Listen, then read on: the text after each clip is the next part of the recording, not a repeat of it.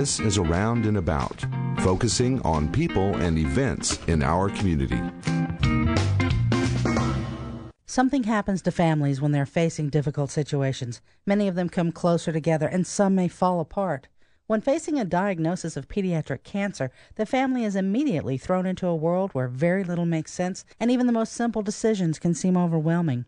Hatch's House of Hope is a nonprofit organization that steps in during those crucial times to help families. My guest today, Dr. Jim Osborne, is the co-founder and driving force behind the Austin Hatcher Foundation for Pediatric Cancer. Hatch's House of Hope is a service arm of the Austin Hatcher Foundation. Hatch's House of Hope is really a place where families can come and have some solace and supportive services to help them through the journey of pediatric cancer. The house provides service to the parents, the siblings, and the child with cancer. And I guess the biggest thing we're really looking at right now is building the programming to be a really nationwide program in building Hatch's House of Hopes across the country. The first one opened in Chattanooga in September, and we've already got others in line that we're in the process of bringing on to service. The way things work is a family has a need. We're really focusing on early intervention for the family. So if a family has a pediatric cancer diagnosis, we really want to get them into Hatch's early. One of the things that we have just recently received training for is what's called problem-solving skills training, and we are the fourth agency in the country to have this training, the other three being St. Jude's, MD Anderson's, and LA Children's Hospital. And basically it provides mom with a mechanism to help organize her life and solve her problems during this chaotic time. And the studies have shown that, like the old adage, if mom isn't happy, then nobody's happy. And the studies have shown this really is true. If we can give mom social services and skills to manage problems, then the rest of the house manages better. The problem-solving skills training is one of the programs Hatch's House is beginning to offer families. Erica Skidmore is a psychologist working with families at Hatch's House of Hope. I think what this training will really provide is just giving moms an opportunity to try to have the skills that they need to kind of wrap their heads around a situation that they've obviously never encountered before in their lives. What I liked about the training is that it relies on skills that mom already has. It's pretty face valid in terms of it just makes sense. So mom's going to really be able to use that in this brand new situation where she might think, I don't have any skills to use in this new situation. This is really overwhelming. How can I deal with this enormous of an event? And these skills are really going to be able to help her tap into her own resources and be able to make a good decision. I think part of that, too, is taking a problem and breaking it down into its components so that instead of mom feeling quite so overwhelmed, it says, all right, now here's a problem, here's how we can solve each section of that, so that mom is empowered to help the family navigate through this process.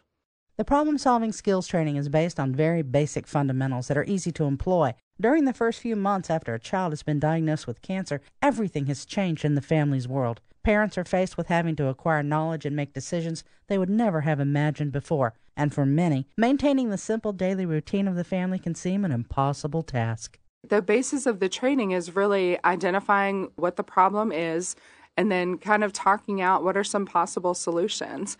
But those really do come from mom. Mom's generating what the issue is that she wants to work on and what some possible solutions might be. The purpose of the skills is to just kind of help her have a way to organize that. It's just a way of thinking through it, but absolutely it's not providing her with an answer per se. It's allowing her that empowerment. It's allowing her to come up with what she thinks is the best solution. It's sensitive to the family's background. It also helps mom look at what her resources are and then walk through that process. And a lot of times these are processes that families use in their normal life. But again, go back to the chaotic situation. We're basically giving a problem-solving algorithm so that they can kind of pull it out and apply it to that process where they may feel like they're overwhelmed and really can't even think clearly. This says, all right, here's how to go back through this process and identify resources, mechanisms to solve things so that you do gather some control back to your family. This skills training is being added to other services offered at Hatch's House of Hope. This and other programs hope to focus on the entire family during what is sure to be one of the most difficult times in their lives. As we go back to our process, there's some things that we roll into families in the first 4 to 6 weeks. This is a training that we want moms to come in about the first 4 to 6 weeks of a pediatric cancer diagnosis. At that point, there is enough time for them to sort it out and kind of get their feet underneath them. But that's the ideal time, really. Other services, like some of the assessments for the educational and the social supportive services that the rest of the family have, will come on